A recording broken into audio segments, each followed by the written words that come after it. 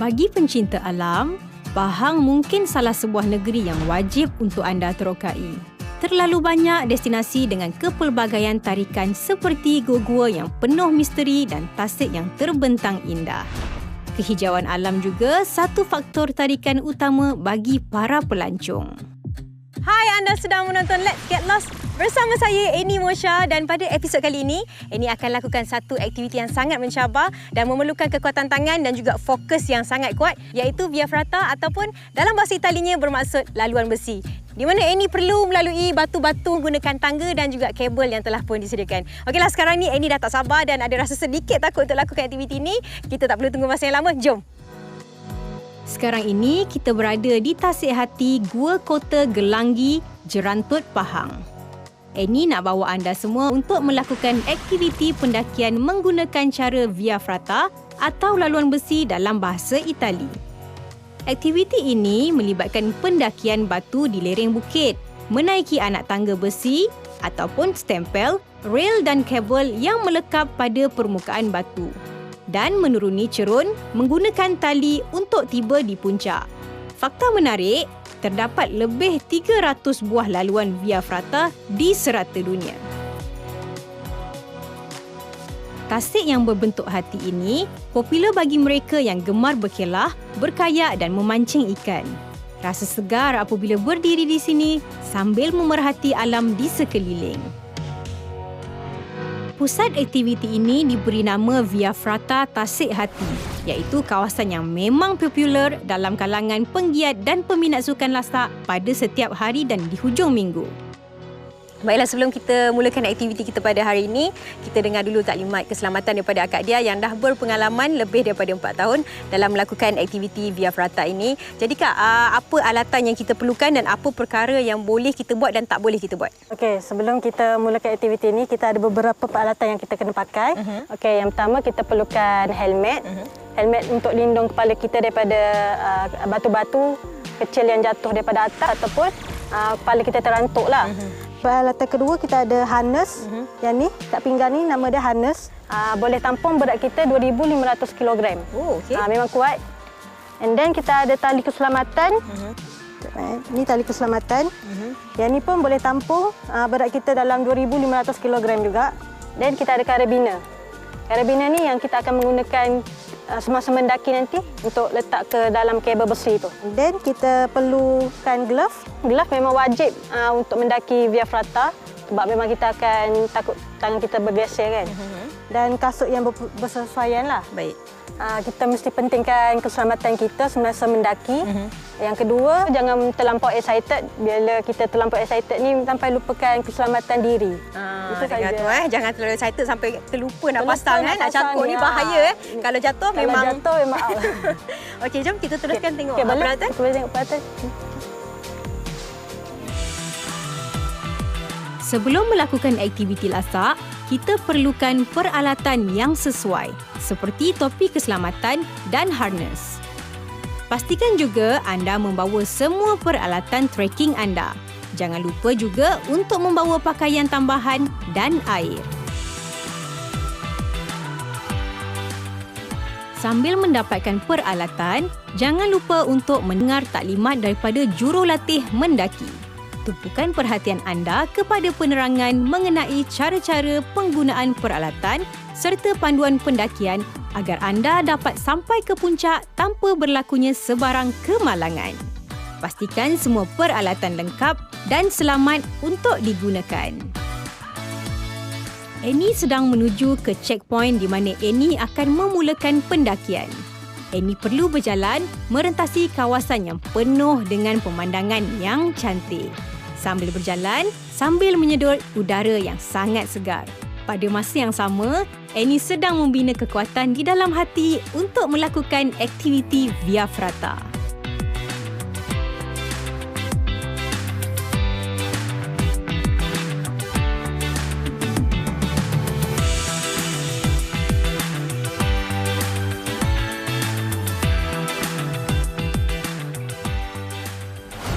Okey, dekat atas nanti akan ada satu kabel besi. Dan kita akan menggunakan karabiner ni.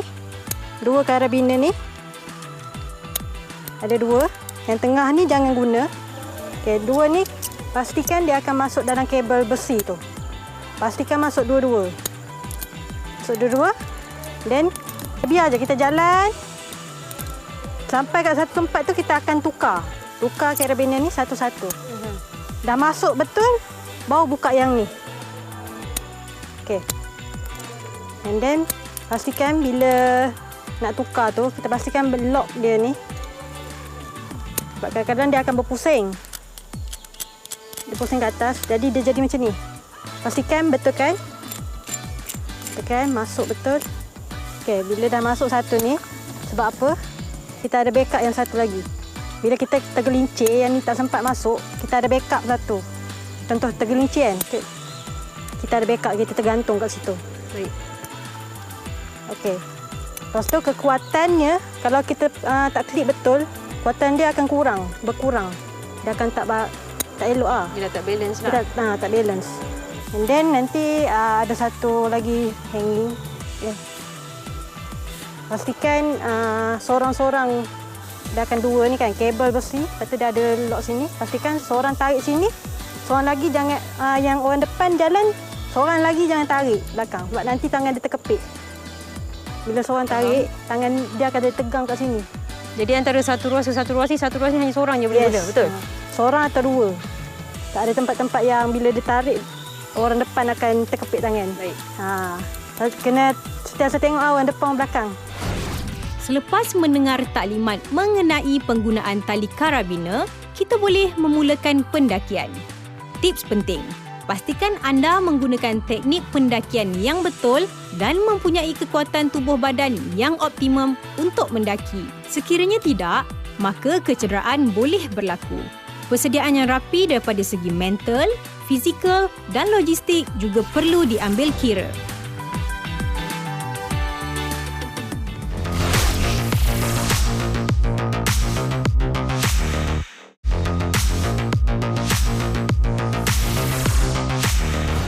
Selamat kembali di Let's Get Lost. Sekarang, Annie ingin melakukan aktiviti Via Ferrata. Jika dilihat dari atas puncak, tasik berbentuk hati ini kelihatan sungguh cantik. Kehijauan alam yang terbentang luas sememangnya memukau dan menenangkan jiwa. Baiklah, setelah mendengar taklimat keselamatan daripada guide yang berpengalaman, Annie rasa aktiviti ini kita sangat perlu menitik beratkan keselamatan kerana daripada kesilapan kecil boleh menjadi satu kemalangan yang sangat besar. Dan sekarang ni Annie nak mulakan dengan mendaki batu dan Annie harap Annie berjaya selesaikan aktiviti ini dengan selamat. Jom. Tangga panjang disediakan bagi kemudahan para pendaki. Annie sempat mengira rung tangga yang perlu dinaiki iaitu 15 rung. Selepas menaiki anak tangga, kita perlu memanjat batu pula. Bukan mudah nak panjat, jadi berhati-hati ketika melangkah. Jangan terburu-buru.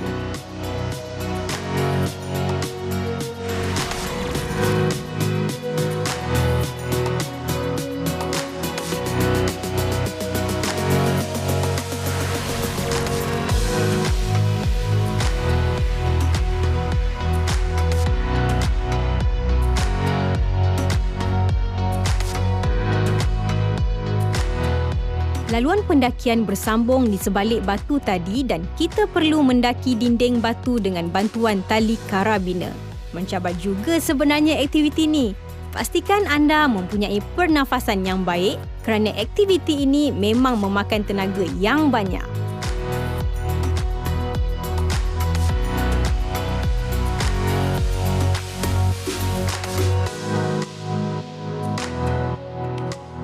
Sepanjang perjalanan ke puncak, ikuti panduan jurulatih, terutamanya mengenai pengendalian karabiner dengan betul untuk memudahkan pendakian.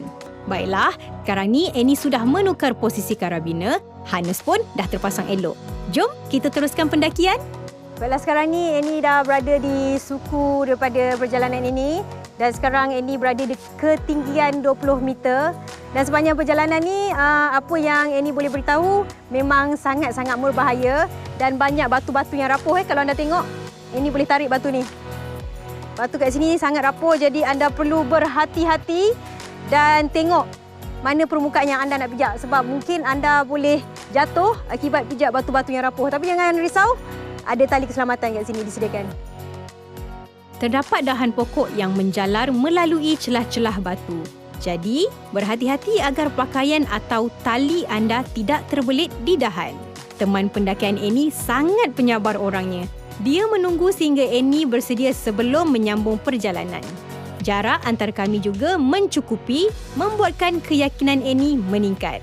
Oleh sebab ketinggian Annie tidak mencukupi, Annie mengalami kesukaran untuk memijak batu dari satu batu ke batu yang lain. Sekali-sekala, dia memberikan panduan mengenai tempat yang perlu dipijak oleh Annie untuk mendapatkan momentum pendakian yang terbaik. Inilah gunanya teman pendakian yang berpengalaman.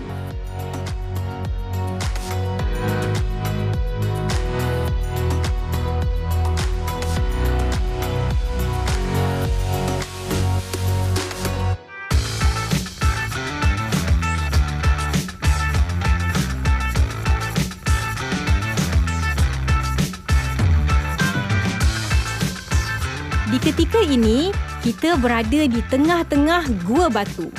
Perjalanan masih jauh lagi untuk tiba di puncak. Jika diperhatikan, dari awal perjalanan sehinggalah sekarang, kita tidak mendaki terus ke puncak. Tetapi, ada masanya kita perlu mendaki batu. Samalah seperti kehidupan kita, ada kalanya kita akan berada di atas dan ada kalanya kita akan berada di bawah. Jadi, jangan cepat stres, kita rileks dan ceria-ceria sahaja.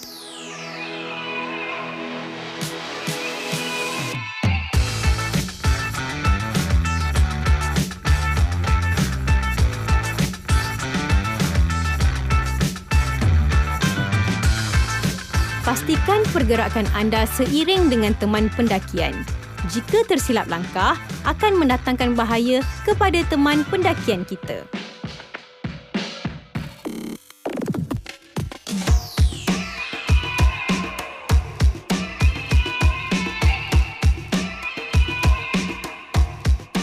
Pemandangan gua yang dikelilingi flora dan fauna sememangnya menyegarkan. Jika anda penat, bolehlah menarik nafas dan menikmati udara segar sebelum meneruskan perjalanan.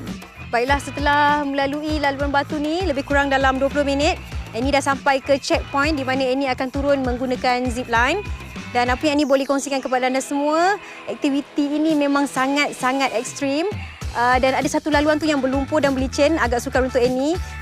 Dan apa yang Annie perasan, cabaran untuk diri ini adalah sebab Annie kurang ketinggian, jadi kaki Annie tak terlalu panjang. Jadi untuk langkah daripada satu batu ke batu tu agak sukar pada Annie. Tapi Alhamdulillah Annie dapat selesaikan cabaran untuk beginner ni.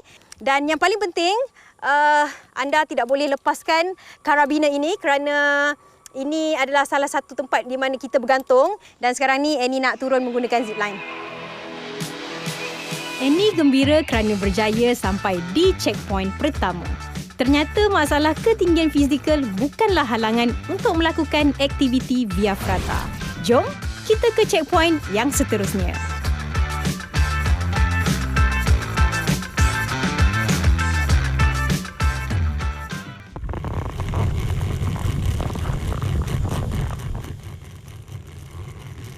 Untuk mengakhiri aktiviti Via Ferrata ini, kita perlu menurun menggunakan zipline. Berdebarnya rasa sebab kita perlu menurun dengan sangat laju.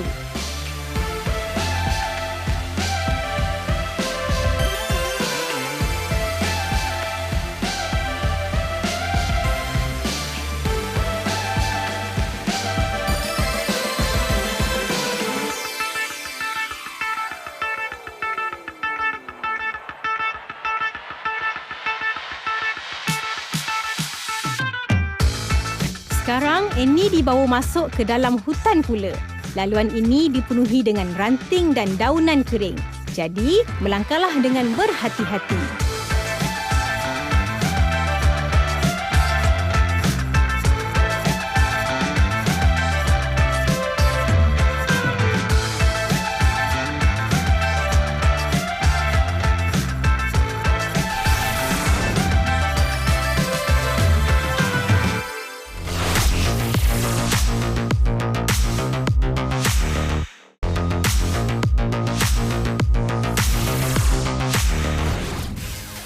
selamat kembali di Let's Get Lost. Bagi yang baru menyertai Annie, sekarang kita akan melakukan aktiviti zipline. Kita nak kembali ke checkpoint pertama kita tadi. Jika anda ke Tasik Hati, jangan lepaskan peluang untuk melakukannya kerana anda pasti akan mengalami satu pengalaman yang menakjubkan.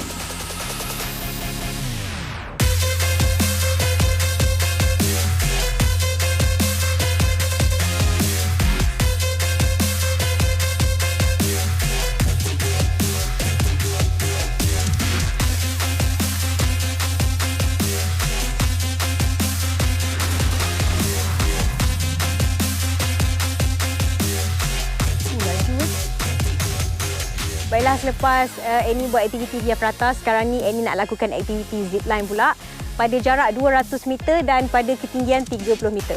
Okey. Kita betulkan harness dan juga karabiner untuk zipline lagi. Kali ini, kita akan merentasi Tasik Hati. Cantik sungguh pemandangan dari atas ini. Thrill sungguh. Hilang segala stres Annie.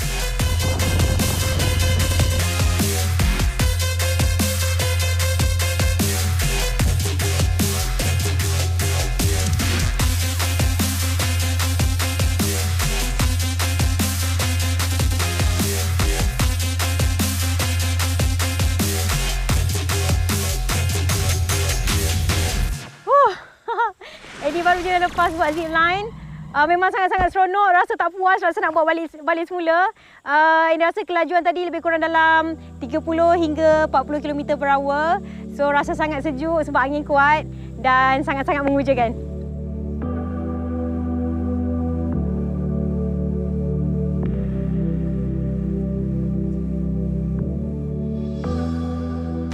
Kehijauan alam yang memukau pasti memberikan ketenangan. Ambillah peluang untuk menikmati kesegaran udara yang nyaman. Anda pasti tidak akan rugi.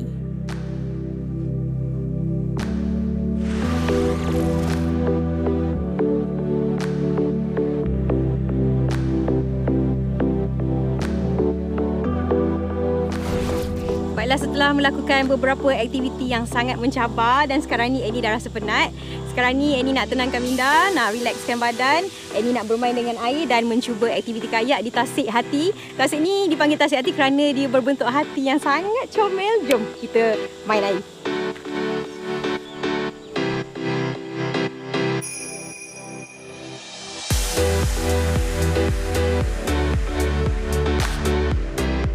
Tasik Hati ini berkeluasan 25 kali 25 meter serta kedalamannya kira-kira 5 meter. Bagi yang suka berkayak, anda boleh mencubanya. Sebelum berkayak, pastikan anda memakai jaket keselamatan dan kayak berada dalam keadaan yang baik.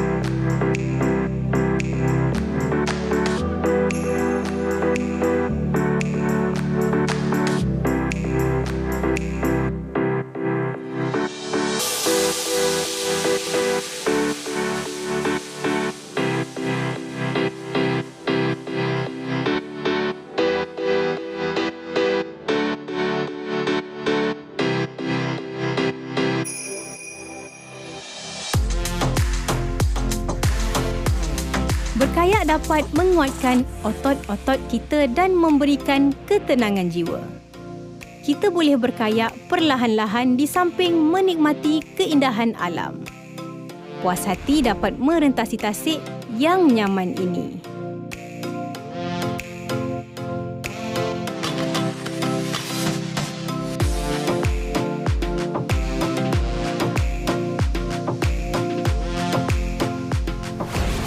ini Annie dah lakukan aktiviti di permukaan bumi yang berbeza daripada sebelum ini, iaitu Annie perlu melalui laluan batu kapur yang sangat tajam dan juga berliku. Sama macam kehidupan kita, tak semuanya indah, kadang-kadang penuh dengan liku juga. Tapi aktiviti pada hari ini sangat-sangat menguji fokus Annie dan membantu Annie untuk lebih fokus kerana ianya sangat-sangat menguji mental dan juga fizikal Annie. Jadi untuk anda di luar sana yang mungkin bosan melakukan aktiviti seharian yang sama sahaja, anda boleh lakukan aktiviti ini kerana ianya sangat menenangkan dan anda dapat melihat pemandangan yang begitu cantik. Jadi sehingga kita berjumpa lagi di episod akan datang, saya Annie Musha mengundurkan diri. Ini dia, let's get lost! Kita sudah tiba di penghujung rancangan. Sehingga kita bertemu dalam sebuah lagi episod yang menarik. Jaga diri, jangan stres dan let's get lost! Pergilah bercuti dan melakukan aktiviti-aktiviti yang dapat menyerikan kehidupan anda.